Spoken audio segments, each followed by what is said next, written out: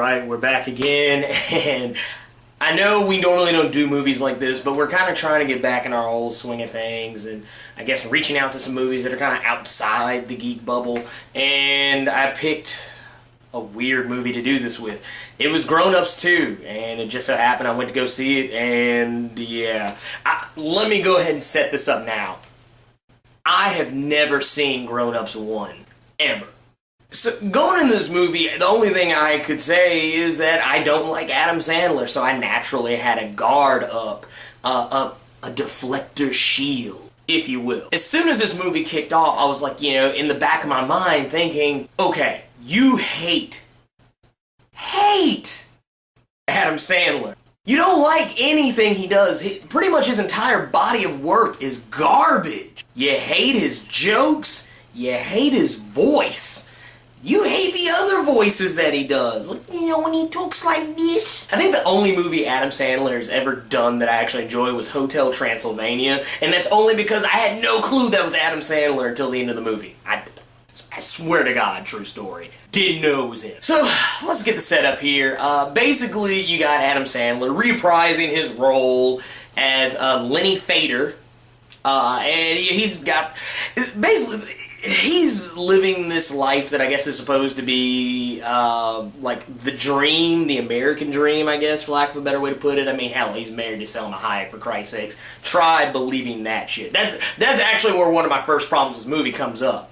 But we'll get into that in a minute. Basically, he's back in the saddle again. He's got David Spade, Kevin James, Chris Rock, the usual suspects from the last movie, I'm supposing. Basically, the gist of the story is these guys are trying to relive the glory days. They're trying, and this is pretty much like every Adam Sandler movie, from what I've come to understand. It's all about 80s jokes and trying to throw a party to, recapture that magic from their childhood. And that's all well and good. I'm actually cool with stories like that. Stuff like that does not bother me in the slightest. But with this movie, it did, because it got pretty fucking boring pretty fucking fast. In this movie, you have like a gajillion different subplots going on that are far more interesting, or probably would be more interesting had they spent time on them, than the main plot itself. I mean, going from, the kid who's trying to get past the bully who's trying to beat him up at school, to the kid that's trying to get the girl, even to like Chris Rock, his wife has forgotten their 20th year anniversary. Kevin James, who hides from his wife at his mother's, and it's a big secret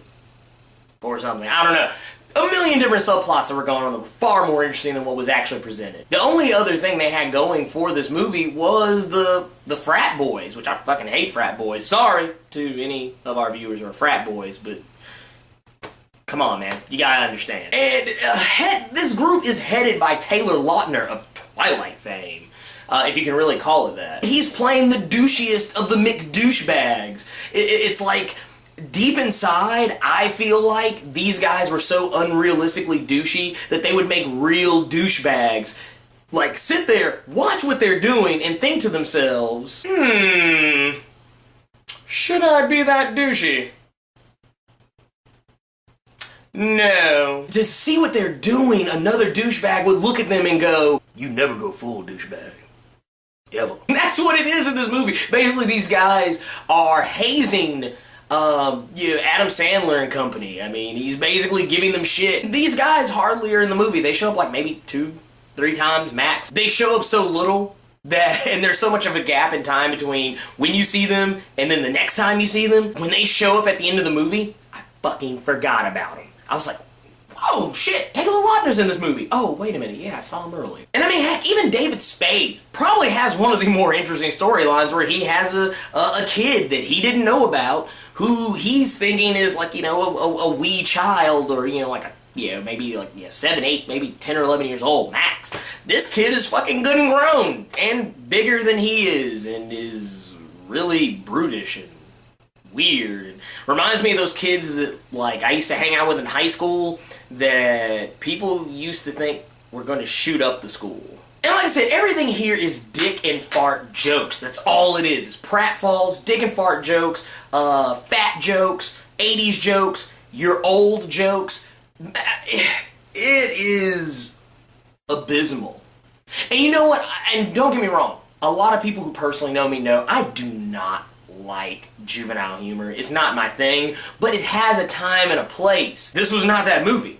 And if you're gonna have a movie that's nothing but juvenile humor, have a good plot to go with it. Have something to keep me entertained in between those stale jokes. And it wasn't happening. This movie got keep in mind, a bare minimum few. They got a few chuckles out of me, I won't lie. But, I mean, between Deer pissing on people and Kevin James and his burp snarting, whatever, that's just fucking gross, by the way. There were a couple of cameos in the movie I actually thought were mostly entertaining. Actually, I mean, they weren't like laugh out loud entertaining, but I was like, oh hey, look, there's that guy. That guy's actually pretty funny. And that was when John Lovitz and Stone Cold Steve Austin show up, though not at the same time. They actually provide some of the movie's more interesting parts, you know, aside from the weak subplot to plot ratio. I mean, I don't know. But I mean, even that, the rest of the supporting cast couldn't save the movie, because most of these guys, they're only here to be the brunt end of jokes. Whether they be gay jokes, fart jokes, fall jokes, pratfalls, whatever.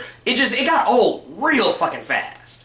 People always like to think that, you know, stuff like this falls into the same category as Three Stooges. No, Three Stooges is slapstick humor. This is juvenile, crude, dick and fart jokes humor. It's not the same thing. Not even the same fucking category.